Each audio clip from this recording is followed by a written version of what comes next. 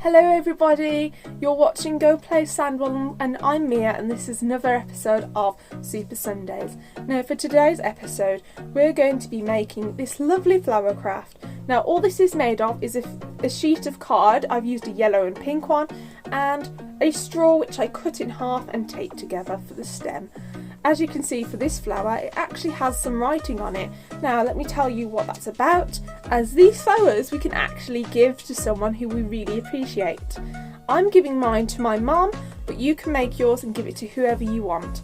I've just written on each petal something I'm really appreciative for her doing for me. I've told her that I love her, I've told her how good she is at baking, so just lovely messages like that. Now in the next few clips I'll be showing you how to make this step by step for a few photos, so hopefully you can follow along and make a flower yourself. To start off with this craft, all you need is 2 sheets of card, something that's circular. I've chose a candle just so you can draw around, a pair of scissors, a marker and some sellotape and a straw. Now once you've cut out your circle, I want you to draw a petal shape and do this 5 different times, as well as making sure that you've cut your straw in half and taped them together just so that it gives your flower a bit more support.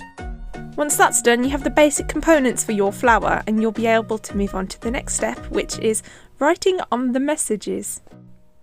Here you can see some of the messages I've wrote. Feel free to pause the video and steal some of my ideas. If not, come up with your own, that's perfectly fine. And you should have a lovely flower. Great, now that that's over, you should have a flower like this, and if you have, I hope that whoever you give it to really loves it, and I hope you had fun. So see you next time, goodbye!